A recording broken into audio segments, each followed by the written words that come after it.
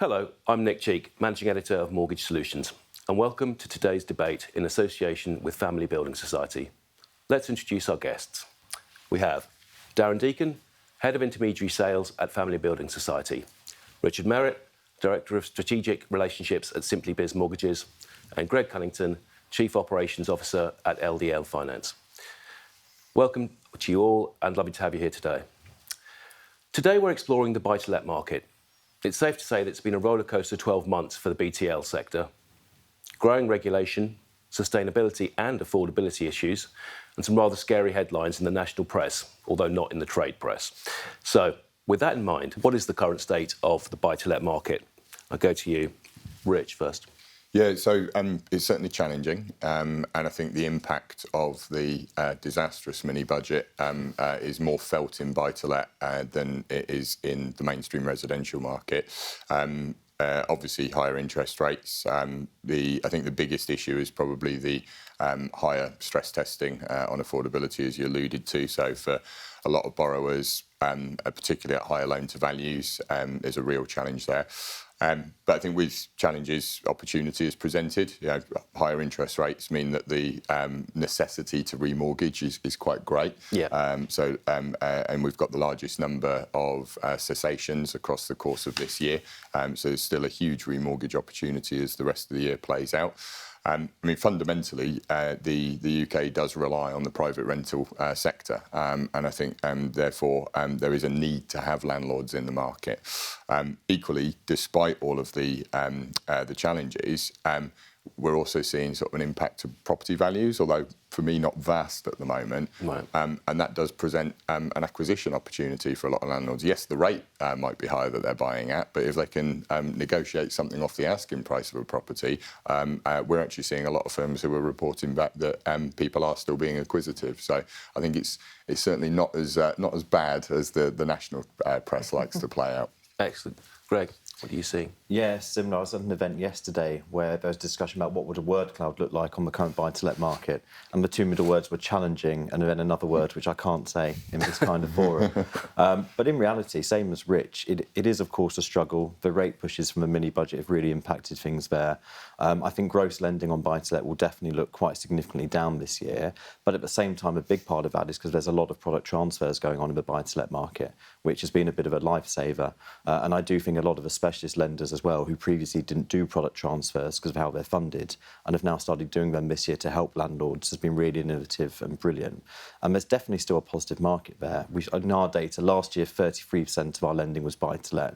In Q1, it was 29%. So it's down, but it's still a pretty significant part of what's going on, and there's still a lot of activity there. So challenging, but opportunity as well, and still lots of options. Yeah, we've seen it in the national press, just headline after headline of doom and gloom. The market. I've seen headlines showing the BTL sector is dead, effectively, and there are words that in word clouds that Greg can't say. So, what is the actual reality for a landlord out there, though, Rich? So I think the narrative that is being played out most is that there's an exodus of landlords from the market, and on all of the optics that I'm seeing, in reality, that is not happening. Okay. Yes, some people are considering selling, and there certainly has been those who have looked at the future cost based on higher interest rates, based on the potential of green legislation coming in and having to retrofit homes to make them EPC compliant. That's not set in stone as yet, so it's not a thing that landlords have to do, but it's likely that something is going to arise. So of course, there are landlords that are considering their options, but there's certainly not been an exodus in any way, shape or form. So as with anything, national press, a positive story doesn't sell. No. So let's paint it all as doom and gloom. Yeah, Greg, are you seeing anything like that? Yeah, similar. So I think what we're seeing is a lot of frustration. So going back to Darren's point, I think with the tax changes over the last few years, landlords have already seen their profit eaten away, and the rate changes are now seeing losses. So we are seeing landlords looking at things and going, I'm having to pay £1,000 this year to keep this buy-to-let. Is that what I got into it for? But actually then they're going away and going, the reason I purchased it though is still there. It's still a good asset. It's still got long-term growth. It's still strong rental income. So I think we saw rents go up 11% in the UK last year. So obviously there's that side of things as well. So resilience is a great word for it, I think. So we're seeing landlords frustrated, not liking the higher rates, not liking the lack of profit, but they're keeping their assets. And I think we're seeing that as well, because if you look, the press are also talking about the lack of stock availability and the need for new homes. And obviously that's because landlords just there is no exodus in the market. It's a very resilient group, and we're seeing landlords still wanting. We're actually still seeing quite a bit of buy-to-let purchase as well. So there is some opportunity there too. Great. So, I mean, that is a kind of positive message, and we've talked about their resilience, but that's not to say there are not challenges in the market, and you've alluded to that initially. So I'll turn to you next, Darren. What are those challenges specifically that you're seeing in the market? Well, I think obviously the main challenge is still meeting the stress test. If we look back to certainly this time last year, it's vastly different. So by and large, that is an issue not just on the property itself, when you bring the portfolio into the equation as well. So that is a particularly challenging aspect of buy-to-let lending. Yeah. Rich? In terms, well, absolutely on the stress test. I think the other areas are how brokers engage with customers and sort of paint that positive picture, given that what they're seeing in the press is the opposite. Yeah. So I think it's for me, the big differential at the moment is it's really challenging to get something done with a sort of mainstream vanilla option unless it's at a very low loan to value.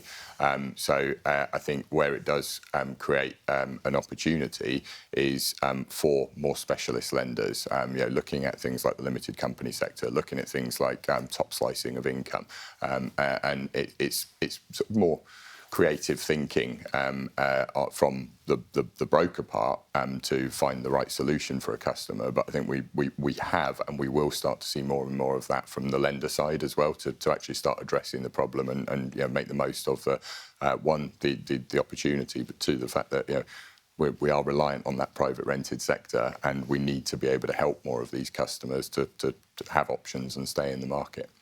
Greg? Yeah, exactly right. What we're seeing as the main issue and challenge is rates and mortgage availability. I think it's ironic in some ways that just before the mini budget, we probably had the best vanilla mainstream buy-to-let options, and there are some big lenders likes of Accord, Santander, NatWest, Godiva, who'd literally spent 2-3 years building these propositions, finally getting them into a sweet spot, and then suddenly a 4.5 stress test goes to 8.5. So that has really impacted things. And when you reverse engineer it in London with a landlord and you tell them their max LTV is 45%, they kind of go a very funny colour and go, that must be a joke. But the flip side, exactly as Rich said, is what we have seen is, first of all, there's now more top slicing options, so that's great and innovation. For specialist lenders, and what they're doing is superb and really supporting that marketplace, which I think is great. And also what we're seeing is a big push towards limited company, particularly on purchase. And obviously that has a lower stress test, which is very helpful. And we're seeing more lenders join that market all the time, which is brilliant for landlords. And thank you for joining us, and we hope to see you again next time.